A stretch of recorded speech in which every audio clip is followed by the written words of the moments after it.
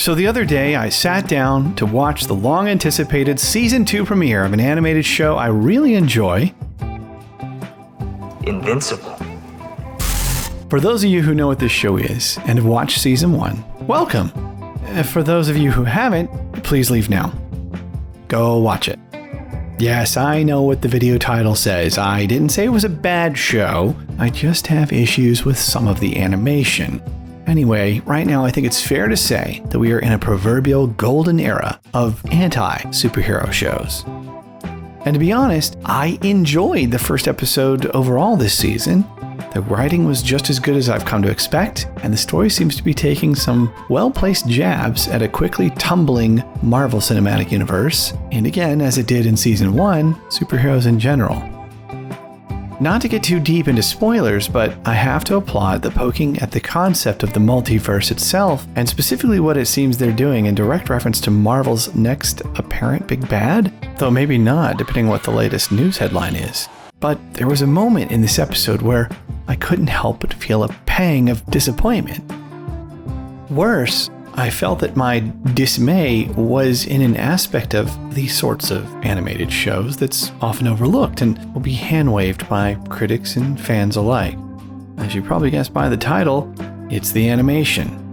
Now, don't get me wrong, there are moments where the animation shines, especially last season, in key points that I guarantee everyone who's watched it remembers. But on the whole, things like moving your static cutout across your Adobe Premiere workspace again and again and again and again feels like so many moments wasted. And visually, it makes things fall far short of this bar set by otherwise stellar performances of its cast and writing. Except, of course, the one misstep with Amber last season, drawing fan ire for not being written as more sympathetic to Mark after he was revealed to be a pretty selfless, cool superhero guy, running himself completely ragged, trying to help people all over the world, and kind of getting the ever-loving shit beat out of him, while she just folded her arms in disappointment and looked angry at him. But I digress. Overall good writing. But let's just say not because you, dear viewer, are of an undiscerning taste of the visual medium, but just for the sake of argument, let's say you don't think the animation matters enough to call this a disappointment. You might say, who cares? Show's still great. Doesn't need good animation. I like it. You suck. I've seen your animation. It's garbage. You have no room to talk. And first off, ouch, but yes, you're right, my animation is garbage. Don't check my YouTube channel. But I'm also not paid by Amazon to make a critically acclaimed animated series. I'm just a schmuck who makes rambling video essays and other random stuff that comes to mind sometimes on YouTube. But this show is a pretty big series with a somewhat serious budget. This biting social commentary on the nature of Superman is, after all, financed and hosted on a platform owned by our very own real-life Lex Luthor, and not even his only biting social commentary on the nature of Superman, I might add. And even then, not even the newest as of this year with The Boys Euphoria Edition, also known as Gen V. Also a great show. Check it out. But back to Invincible. So why is the animation so bad sometimes? Well, it's the same reason animation is ever bad. First off, let's get something straight. It is never because the animators aren't talented or dedicated or that they're lazy or something. These people work their asses off for way too many hours and way too little pay because they are passionate. You don't do this kind of job unless that's what you love. No, the reason it's ever bad is because some suits who write the checks want to pay nothing and still somehow demand unreasonable amounts of work from dedicated artisans.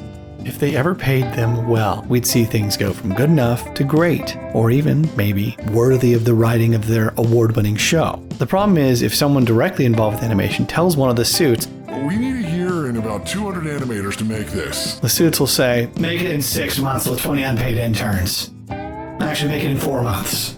Okay, so what would a good animated superhero show look like? Well, I'm glad you asked, because right after watching this episode of Invincible, I had to remind myself of just that. May I present to you what I believe to be some of the absolute finest superhero animation ever put to film. Dragon Ball Super Broly.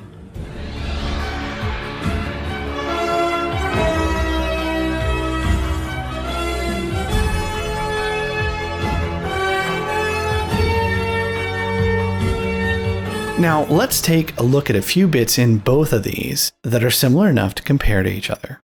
First, in Season 2, Episode 1 of Invincible.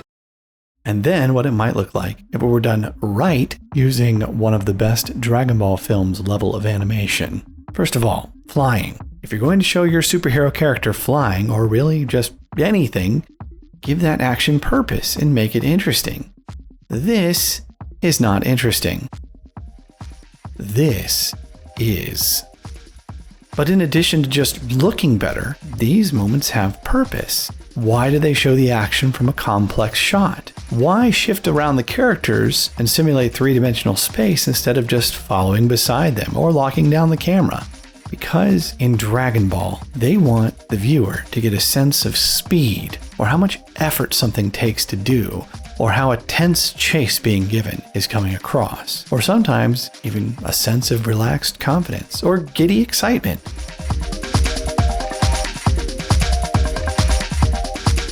Not save money, or that, in theory, act as a way to pad out scenes of a character, introspection, contemplation, whatever, but in practice actually just serve to highlight how inadequate the suits were at providing what was needed for their animation team to be able to shine.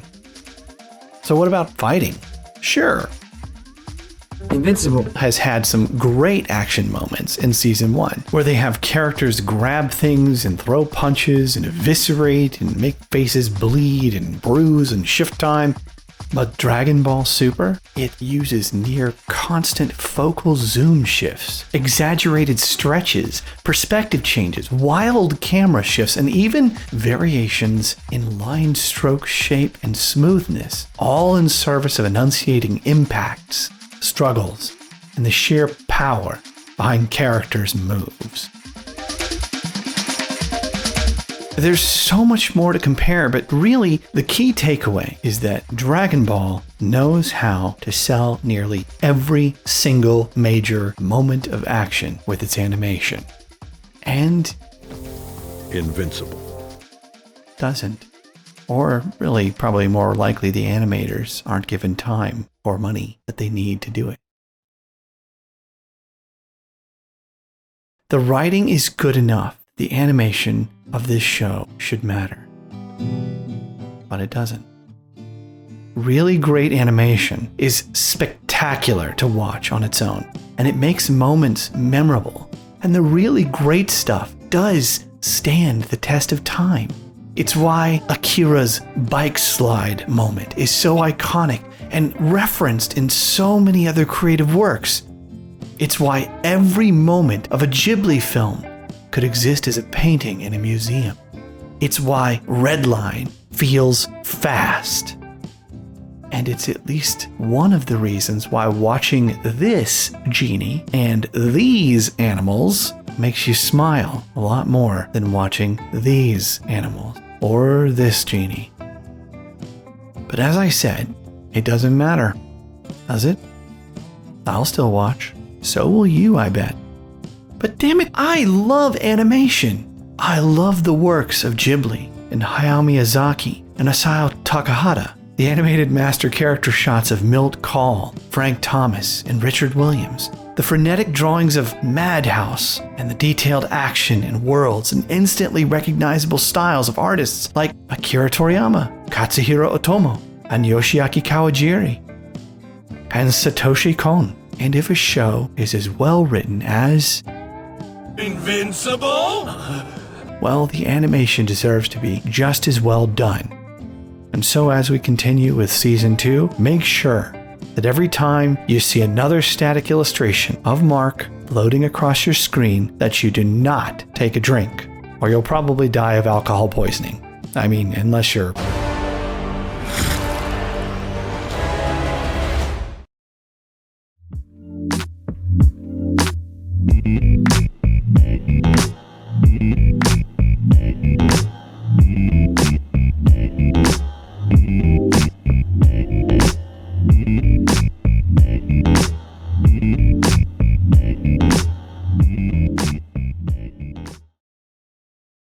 I am invincible!